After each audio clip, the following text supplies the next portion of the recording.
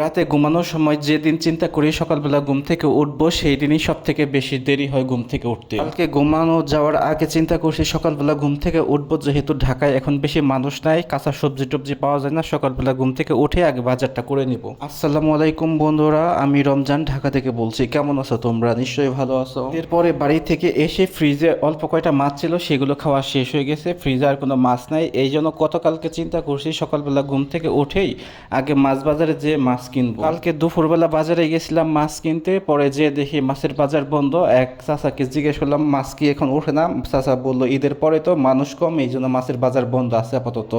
আপনি যদি মাছ কিনতে চান তাহলে সকালবেলা বের হবেন, সকালবেলা তাও মাছ পাওয়া যায়। মাংস খেতে খেতে খুবই বিরক্ত লাগছে, এখন মাংস আর খেতে ইচ্ছে করতেছে না, এই জন্য মাছ কিনতে হবে, মাছ ছাড়া চলবে না। এখন শুধু সকালবেলা মাছ কিনতে যাব, এই জন্য কালকে আগে ভাগেই ঘুমিয়ে পড়ছিলাম, ভাবছি সকালবেলা উঠে মাছ কিনতে যাব, কিন্তু সকালবেলা অ্যালার্মও দিছিলাম, অ্যালার্ম কোন দিক দিয়ে বাজছে সেটাও বলতে পারবো না। থেকে উঠে দেখি 11টা বাজে। থেকে উঠে তাড়াতাড়ি ফ্রেশ ট্রেশ হয়ে বের হয়ে গেলাম। আর দেখতেই পাইছো বাসায় কিন্তু ময়লা জমে গেছিল, আর আমাদের বাসায় ময়লা কিন্তু ময়লা বেটা উপরে নিতে আসে না, আমাদের এই বাসার নিচে ড্রাম আছে, সেই ড্রামের ভিতরে রেখে যেতে হয়। এইদিকে বাজারে এসে দেখি সত্যি সত্যি বাজার টাজার নাই, কোনো সবজি বাজার নাই। কয়েকটা সবজি বাজার ছিল, সেখানে দেখলাম লাউ ছিল, একটা লাউ নিলাম। আর আমার পাখির জন্য খুব সুন্দর শাক পাইছিলাম, এই জন্য একাটি শাকও নিয়ে নিলাম। এগুলো পাখির জন্য নিছি, আর পাখি যেহেতু একাটি খেতে পারবে না, তাই চিন্তা করলাম আমি অর্ধেক খেয়ে ফেলবো না এখান থেকে। শাক তো ফ্রিজে রাখা যায় না, শাক ফ্রিজে রাখলে সেগুলো নেতিয়ে যায়, এই জন্য ভাবলাম নষ্ট করে লাভ নেই, আমি নিজেই খেয়ে ফেলবো না। বাজারে যাওয়ার আগে যা চিন্তা করছিলাম, মনে মনে ভাবছিলাম মনে হয় আজকেও মাছ পাবো না, সত্যি সত্যি বাজারে যেয়ে দেখি মাছ সকালবেলা সব বিক্রি হয়ে গেছে।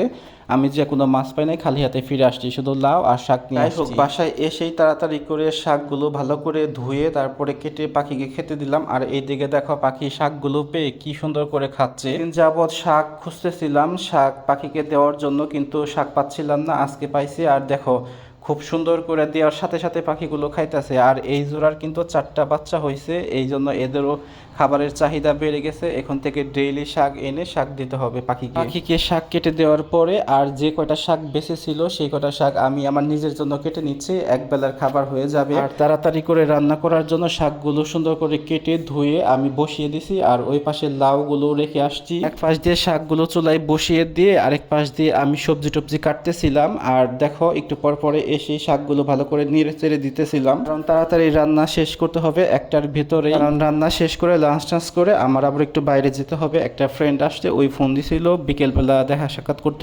ঈদের পরে সবাই ঢাকায় আসতেছে, আর ঈদের পরে আর আমাদের কোনো আড্ডা মাড্ডা হয় নাই, দেখা সাক্ষাৎ হয় নাই, তাই সবাইকে ফোন দেওয়া বলতেছে আজকে বিকেলবেলা বের হই। আমি কিন্তু কখনো এইভাবে রান্না করি না, আমি সবসময় রান্না করি সব সবজি টবজি সবকিছু একসাথে কেটে তারপরে কিচেন রুমে নিয়ে যেয়ে একসাথে রান্না করি। আজকে তাড়াহুড়োর জন্য একটা একটা করে রান্না করতেছিলাম, আর একটা একটা করে সবজি কাটতেছিলাম। উপরে শাক বসিয়ে দিছি, আর শাক বসিয়ে দিয়ে এসে এই পাশে যে লাউগুলো ভালো করে কাটতেছি। যে 4টা রুই মাছের মাথা ছিল সেখান থেকে একটা বের করছি, একটা রুই মাছের মাথা আর লেজ বের করছি, এগুলো দিয়ে আজকে রান্না করব।